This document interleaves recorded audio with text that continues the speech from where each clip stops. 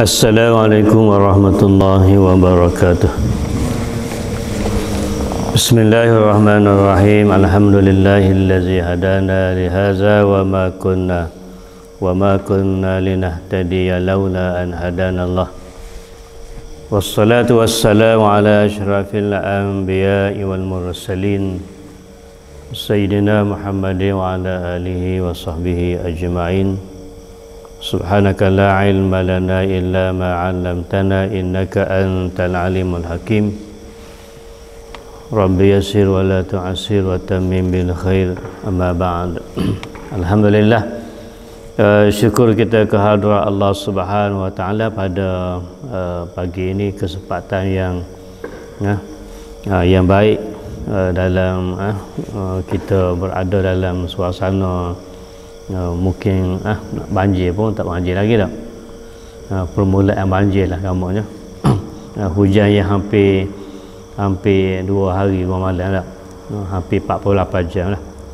Ini orang panggil sidang sikit. Orang panggil yang sidang metak dah.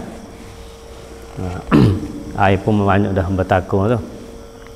Baik, insya-Allah kita tengok pelajaran kita pada pagi ni daripada bab yang ke-8. Bab yang ke-8, muka surat berapa tahu? Tunggu dulu. 46 saya. Iaitu beriman dengan Allah. Beriman dengan Allah.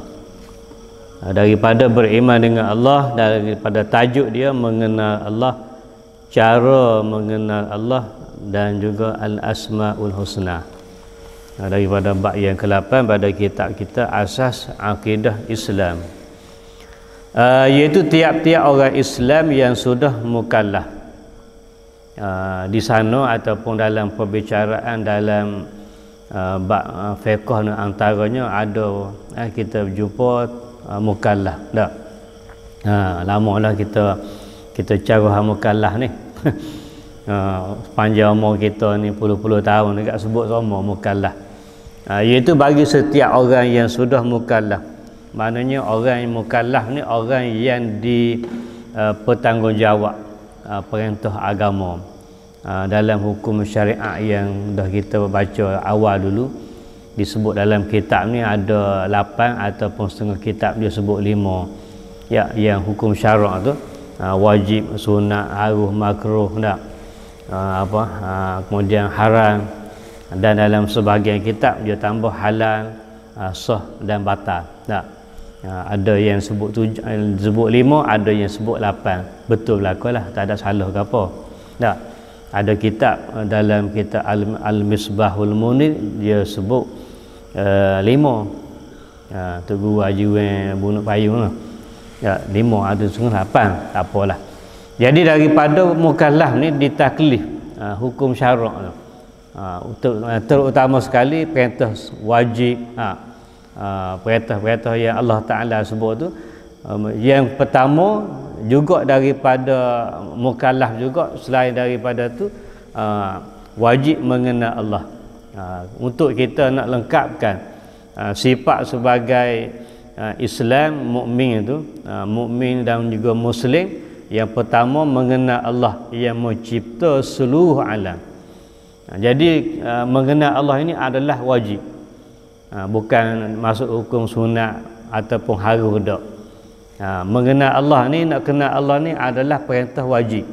Maknanya kalau orang tak belajar cara kenal Allah, berdosa. Mudahnya gitulah. Maknanya belajar usuluddin tu wajib, fardu ain.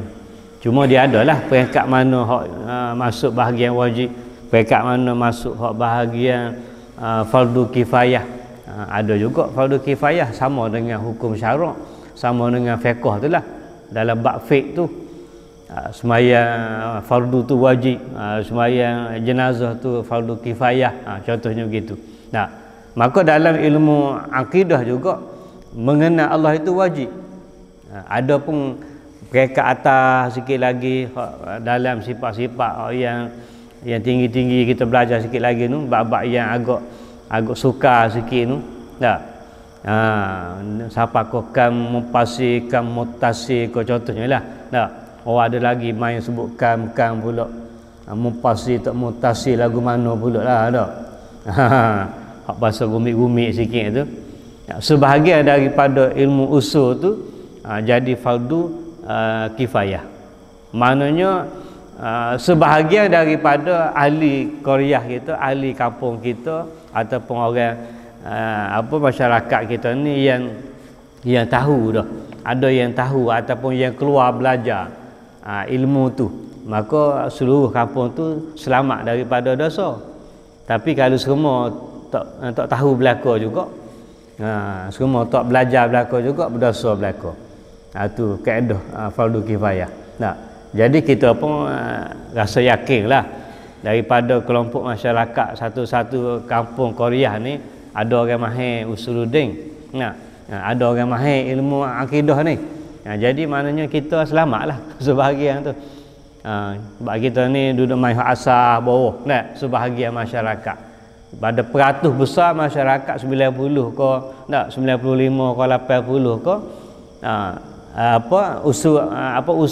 usuluddin yang ada pada dia, akidah yang ada pada dia kan, cara dia kenal Allah, sifat-sifat Allah sifat 20 suruh kupas sikit pun tak berapa nak reti dah. Begitu dah contohnya. Jadi mengenal Allah itu adalah wajib, sebab Allah yang mencipta seluruh alam. Dan cara mengenal tu, cara mengenalkan Allah itu tidaklah dengan melalui panca indera.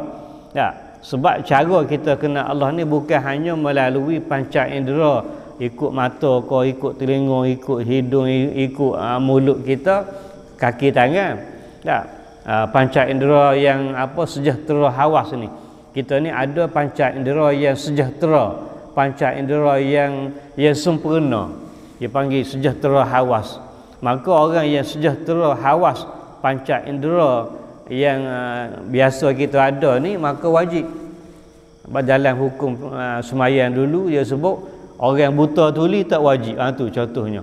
Orang buta tuli, dia bisu mulut boleh kecek. Dua panca indera tu penglihatan dengan pendengaran. Habis ring kata dia buat lah tu. Buat mana tuan tak? Orang tu ya. Hak lain hukum perintah solat wajib. Tak boleh nak diuzurkan. Selagi mana ada akal dia, selagi mana ada fikiran dia, akal dia boleh kenal Allah, boleh buat kira maka selagi itulah dia wajib, melainkan buta dan tuli. Kalau buta dengan bisu boleh tuli dengan bisu boleh melihat, wajib lagi. Sebab kaedah kita nak ajar dia, kaedah dia nak kenal Allah, kaedah dia nak kenal sembahyang ada lagi. Tapi kalau dia boleh tutur saja, telinga tak dengar, mata tak nampak, lagu mana tuan-tuan nak buat? Dipanggil buta tuli, buta pekak. Nak ajar aku penglihatan dia tak nampak. Nak royak suruh kaedah dia mau dengar, dia tak mau dengar. Mulut je dia kecek. Tak tahu benda satu nak buat. Situ barulah contohnya. Maka selamat dia panggil inilah orang yang tak taklif. Tapi tengok juga buta tuli dia tu berlaku ketika mana. Kalau buta tuli dia tu berlaku ketika dia sudah mukallaf, wajib macam. Kalau dia berlaku buta tuli disebabkan penyakit kau gapo, kau sarah kau gapo, berlaku umur 40 dah. Tak lepas macam maya. Jadi kalau masa tika muda, mula remaja, tika belia tu dia tak belajar bab sembahyang kan. Nak ajar tika umur 40, tika buta tuli tak erti dah, sekali nak ajar dah. Sembahyang hak tu lah dia. Dah. Batu dia belajar hawa, kena belajar hawa lagi. Tak tahu kita depan mari giat-giat buta tuli ke apa. Nauzubillah lah. Dah. Kecuali dia berlaku buta tuli tu sebelum dia tamyiz, sebelum mumayyiz. Mumayyiz ni dia boleh beza cemar, suci, kotor atau kotor tak, dia panggil sebelum mumayyiz. Bukan sebelum mukallaf, makna sebelum dia ni tamyiz, membezakan cemar, suci, baik, buruk. Tu cerdik lah orang panggil. Tamyiz ni maknanya cerdik.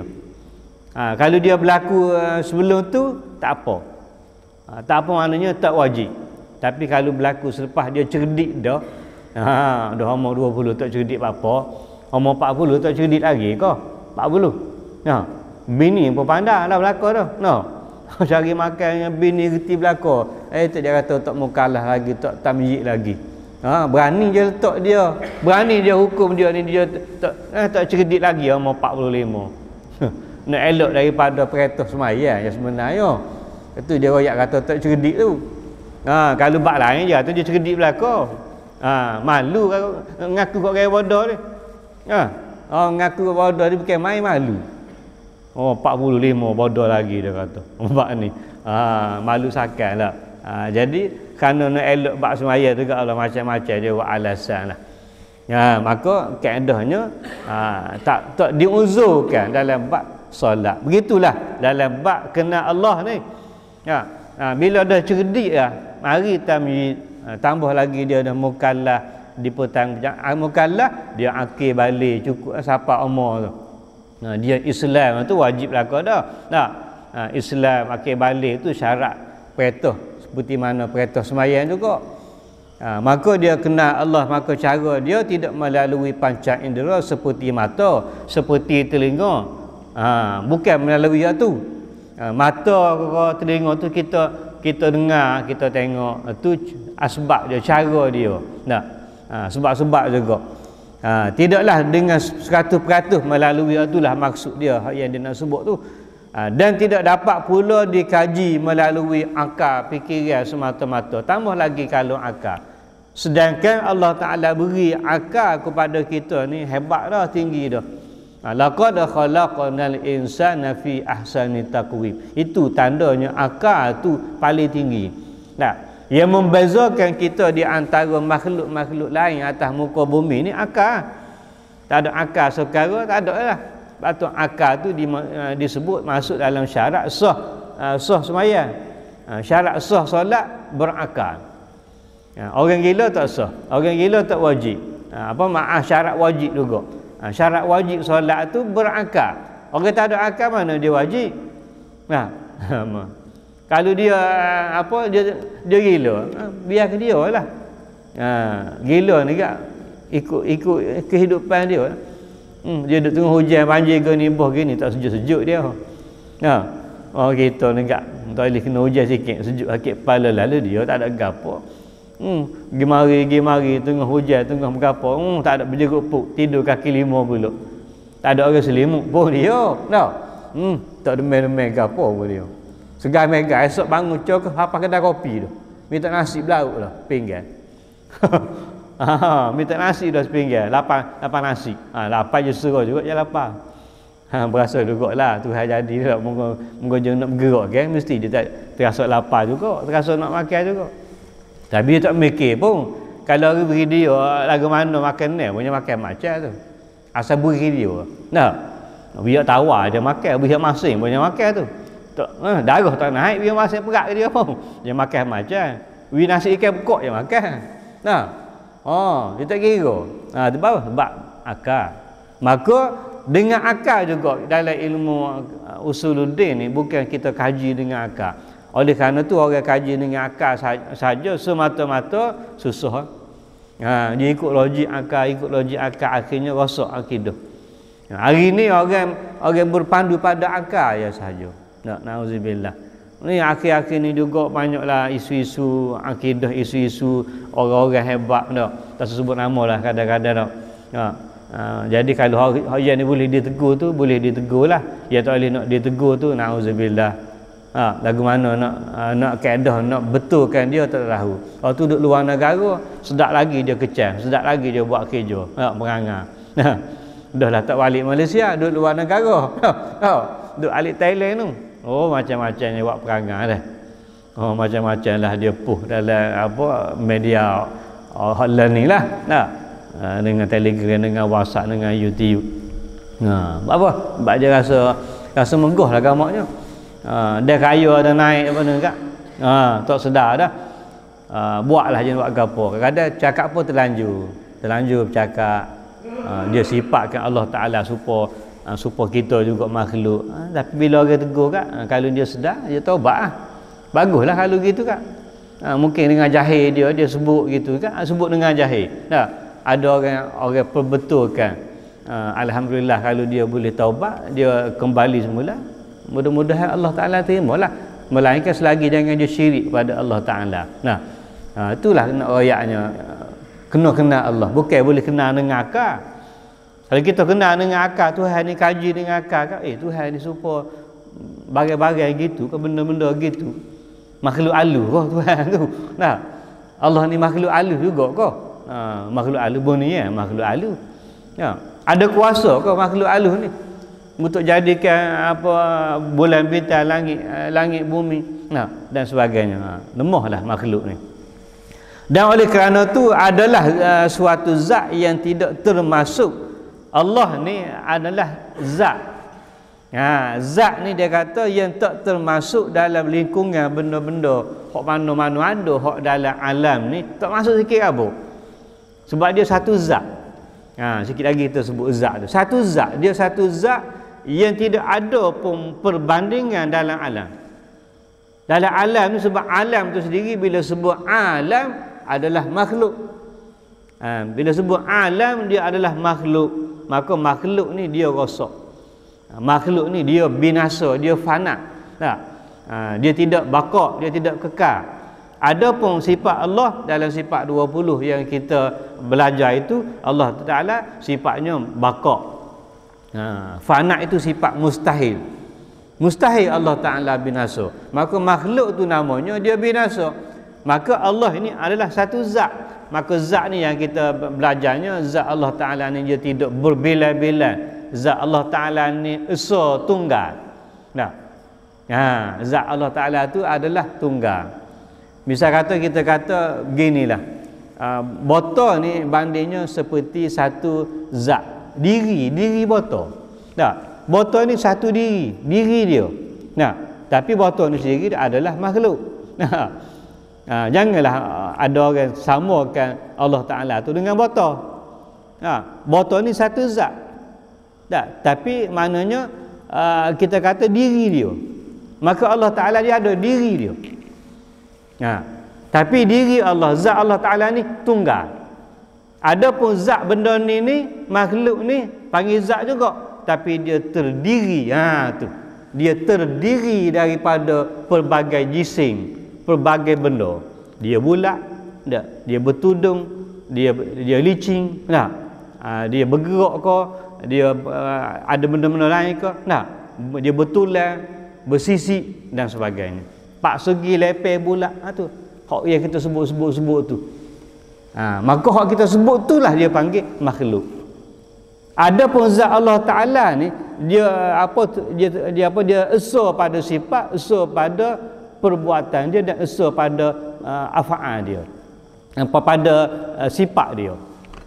Maknanya kalau sebut zat Allah Taala, sifat Allah Ta'ala hak kita belajar sifat-sifat Allah Ta'ala yang kamalat tu, dia duduk pada zat Allah Ta'ala tapi tunggal. Contoh kata sifat kudrat, dia duduk pada zat Allah Ta'ala. Kudrat Allah Ta'ala itu adalah tunggal. Itu sifat dia. Kudrat yang ada pada zat Allah tunggal. Maksud tunggal, tunggal ni maknanya kudrat ni, kuasa dia ni, dia tak bergantung sikit rabuk dengan siapa-siapa. Tu tunggal. Iradat dia, kehendak dia pun tunggal. Dia tak ada dah dia nak kongsi, dia nak join dengan siapa-siapa. Kudrat dia nak buat, dia buat. Kun fayakun. Jadi lalu. Tu kuasa dia. Tu kaedah kita nak kenal tu, nak beza tu je orang kata zat-zat ni dah. Maka sifat Allah Taala pula akan datang dia sentuh lagi. Sifat ni dia berdiri pada zat. Sama dengan contoh saya buat dengan botol air, ataupun dengan benda lain pun. Atas botol ni, tudung dia ni, di tudung ni ada biru.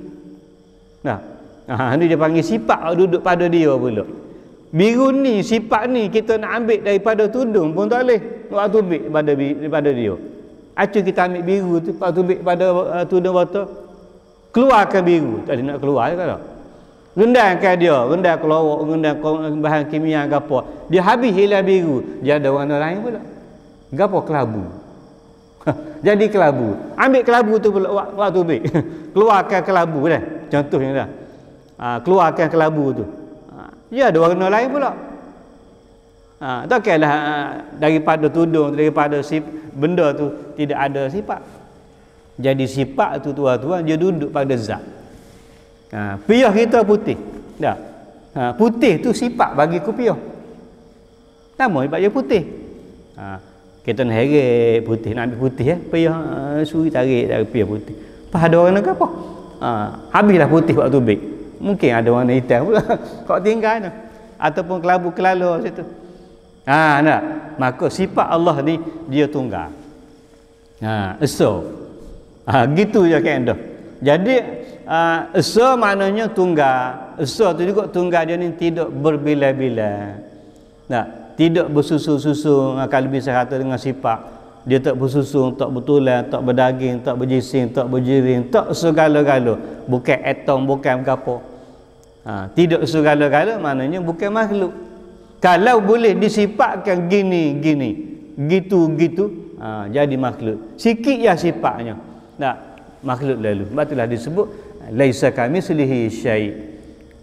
Disimpulkan tidak ada satu benda yang menyamai dengan zat Allah, dengan sifat dia, dengan perbuatan dia, dengan pekerjaan dia. Itulah kaedah dia. Maka dia kata sebagaimana firman Allah Ta'ala dalam surah Al-Baqarah, wa idh qultum ya Musa lan nu'mina laka hatta narallaha jahratan fa akhazatkumus sa'iqatu wa antum tanzurun. Ayat 55 ayat 55 suratul Baqarah. Bila mana Allah Ta'ala sebut wa idh qultum ya Musa lan nu'mina laka hatta narallaha jahrah. Dan ingatlah ketika kamu berkata, wahai Musa, kami tidak akan beriman sehingga kami melihat Allah dengan nyata. Bani Israel, kaum umat Nabi Musa AS, dia kata, wahai Musa, aku tidak akan beriman sama sekali kepada Tuhanmu selagi mana aku tidak melihat Tuhanmu tu dengan nyata. Degil manusia nak. Dia nak kelih Tuhan tu dengan nyata dulu, mari cokoh depan baru nak beriman. Baru nak beriman, baru nak kata amantu billah, aku beriman pada Allah. Firaun tuan-tuan, zaman Nabi Musa juga lah. Firaun ni dia beriman pada Allah ketika mana? Ni ketika nyawa siapa ke gar-gar ni. Siapa kepada halkum. Nabi kata pengakuan beriman seseorang hamba dia kalau siapa umur duduk di halkum, Tuhan tak akan terima. Sebutlah lagu mana, amantu billah, aku beriman ya Allah, aku beriman kepadamu, beriman kepada agama Nabi Musa. Tuhan tak terima dah. Sebab Nabi Musa dekat Firaun ketika tu duduk sini tu. Ataupun Nabi kata ketika matahari naik daripada timur ke barat dah. Bukan barat ke timur, pusing balik atau balik dah. Matahari jatuh tu naik ke mula. Bukan naik ke naik alik sana, alik belakang kita. Contoh. Maka pada saat tu pengakuan dia tak diterima, ditolak. Maka Firaun ni masa Allah Taala beri mukjizat kepada Nabi Musa, rasul dia, belah laut tu tuan-tuan. Kalau mengikut kata ulama sejauh lebih kurang belah-belah kilometer. Belah-belah kilometer. Belah ni laut tu dah. Maka Nabi Firaun dengan tentera bala tentera dia masuk di dalam laut tu dah. Ketika mengejar Nabi Musa tu, di situ dia tergelam. Hak tergelam itulah bila dia urat lemah tu. Hak nyawa duduk situ dia kata dia nak beriman, aku beriman kepada agama Nabi Musa. Dah. Terima tak? Tak terima. Tak diterima dah tekad tu. Sebelum pada tu buatlah lagu mana pun. Gapo dia perangai dia. Masa dia jahiliah, masa dia tak kenal Allah. Tak. Maka Allah Ta'ala terima kalau dia ni beriman kepada Allah. Dia ni penyembah patung kau, dia ni penyembah agama lain kau, besar mana dia sembah pun tak. Dia sembah pohon kayu, sembah matahari pun tak. Selagi dia segar mega, tekad dia segar mega ni, dia syahadah diterima. Sah iman dia. Allah Ta'ala terima. Bahkan kalau dia mati ketika tu kan, comel lah mati dia je. Tak, dosa tak ada lagi. Tak semaya, tak ada nak semaya, puasa banyak pun lagi. Lepas syahadah tu meninggal, mati. Tak. Hebatlah lah. Sebab dia kenal Allah. Sebelum dia mati. Kalau tak kan, tak ada. Ni saya teringat gitu Dr. Farid Rawi saya pernah cerita dah. Dr. Farid Rawi ni dia cerita kalau dia kata forum-forum dia kan, abang dia tu tak sebelum pada tu marah dia masuk Islam kan. Sebab Dr. Farid Rawi India tu tak, dia masa kanak-kanak dia hidup di kalangan masyarakat orang Islam.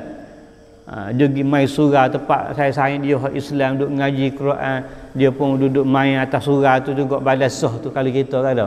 Lagu tu lah hari-hari kehidupan dia.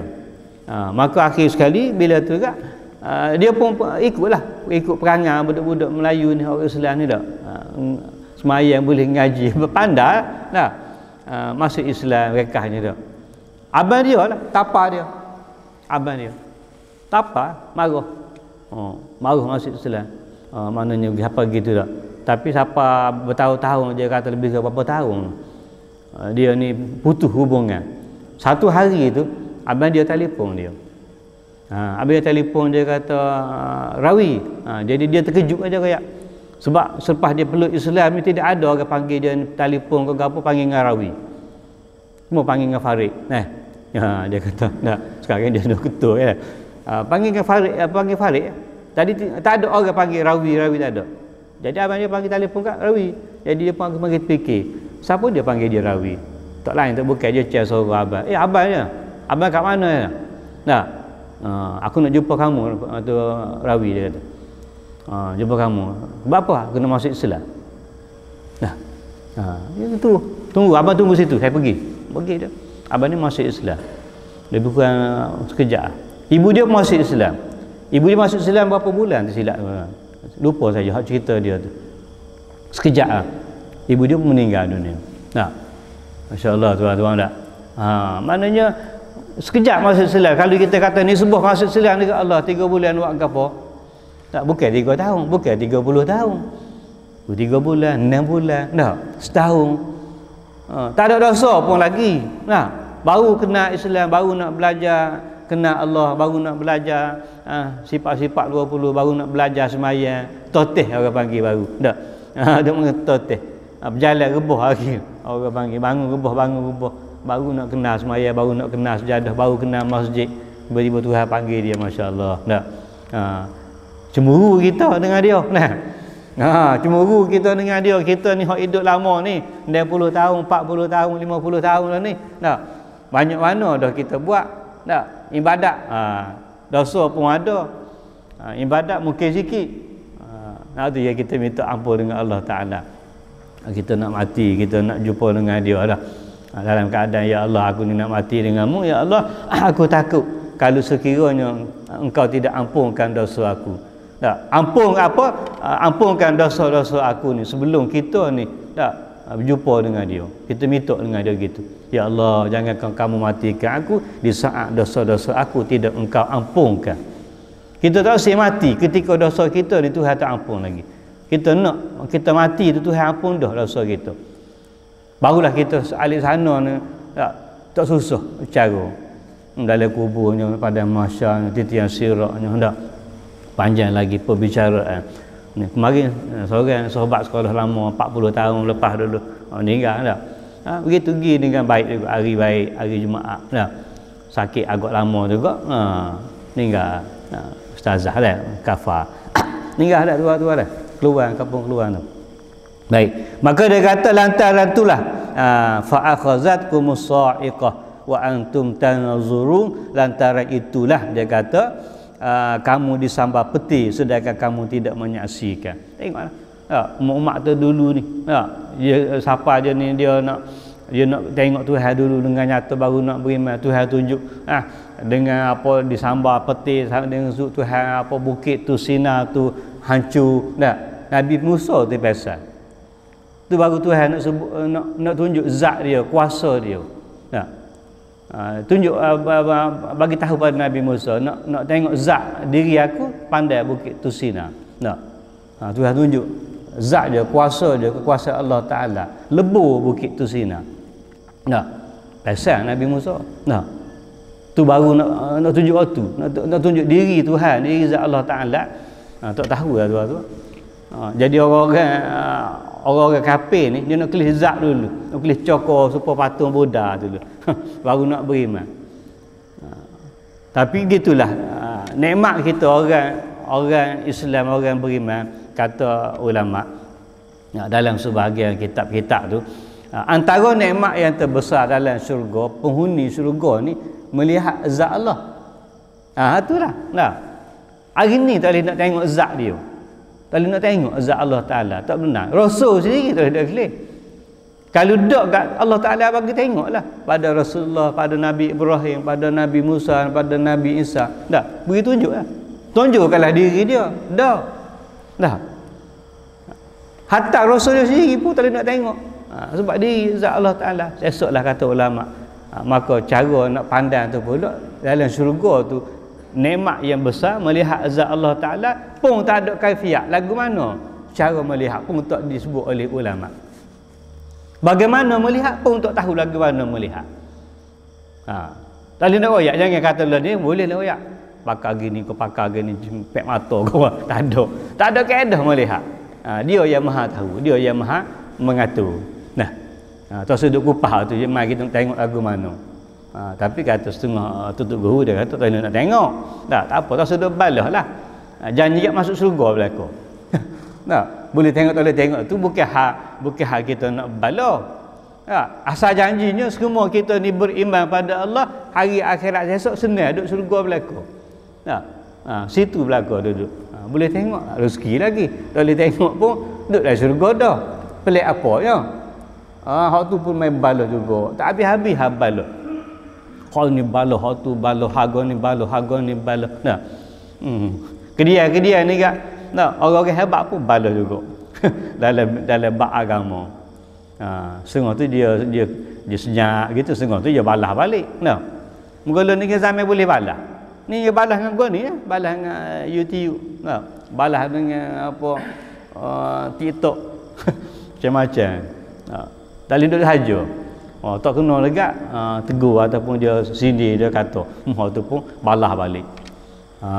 Kadang-kadang rugilah kalau lah orang-orang hebat lagu ni dia ambil pendekatan nak ada sifat nak membalas, nauzubillah lah, mungkin sifat dia ni kot lain, mungkin dia niat baik juga, tapi yang jadi pening serabut sikit kita lah orang ramai masyarakat. Orang bawah-bawah ni Allah pening ke kepala dia kata. Satu hal tu satu bab ni kat baloh pula. Bab bid'ah baloh mata gitu. Bid'ah baloh sama-sama tu. Siapa kau dia ni berdebat dalam satu medan apa YouTube ke apa tak. Berdepan dulu berdepan. Ada satu majlis kau. Tentang cara habis doa dalalah. Ni ustaz ni pak ustaz ni. Memang dua-dua tu hebat berlaku. Waktu topik berlaku ayat Quran dengan hadis, ayat Quran dengan hadis tu. Dia dengar dah. Tapi kalau dia buat betul, dia comel dalam bentuk forum tak. Okey baiklah. Kalau betul berdebat ni masing-masing nak membetulkan, nak memenangkan hak ujuh dia. Kita bimbang hal tu. Tak saya nak ngalah lah. Tu dia panggil perdebatan. Tak? Dia panggil perdebatan, dalam kitab dia ada sebutlah. Perdebatan tu tidak memberikan hasil yang baik. Baik sikit lagi dah masuk dah ni stagnan setengah dah. Subuh lewat kan. Manusia tidak ada kuasa hendak mendapatkan hakikat dan kenal zat Allah. Manusia tak boleh nak cari apa tentang hakikat Allah. Tetapi mereka boleh mengenal dan mempercayai Allah dengan mengkaji kejadian.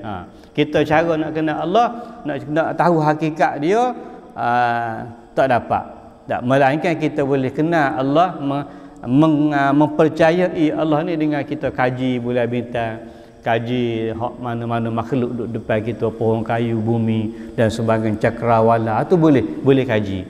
Tak, kaji makhluk dia. Kaji makhluk boleh, dan melihat kepada kekuasaan Allah yang ada di alam ni. Itu je kita kaji, kita perhati, kita ambil tadabbur. Sebagaimana disebut oleh satu hadis Rasulullah sallallahu alaihi wasallam, tafakkaru fi khalqillah wala tafakkaru fi zatillah, ataupun fi zatih. Tafakkaru fi zatihi, ataupun tafakkaru wala tafakkaru fi fillah, fi zatillah, ataupun fi fillah. Fa innakum lan taqduru qadrah. Maksudnya berfikirlah kamu tentang kejadian Allah, dan jangan kamu berfikir tentang zat Allah, kerana kamu tidak akan sekali-kali berkuasa mencapai akan darjah ketuhanannya. Maknanya Allah Ta'ala kata, mengkajilah tentang kejadian aku, kejadian langit, bulan, bintang, banjirnya, kemarahnya, gapo dah, makhluk langit, cakrawala, peredaran siang malam, itu boleh kaji. Nabi berkata, kajilah, perhatilah, ambil tadabbur, ambil apa pengajaran daripada hak tu dah. Tetapi jangan kamu sekali-kali mengkaji hak tentang zat aku ataupun zat Allah. Nabi kata tentang zat Allah jangan kaji. Nak kaji zat Tuhan lagi, lagu mana je duduk. Haknya kata tok tulang, tok daging, tok pak segi, tok bulat tu lagu mana nak kan?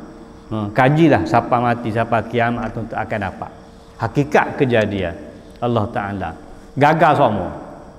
Kalau dok tu orang kapitalis, orang cendekiawan, apa kapitalis tu dok, dia kaji lama dah, dia nak cari Allah Ta'ala Tuhan ni nak kaji. Sebab bila dia kaji ni, bila dia dapat, itulah dia nak kondem tu.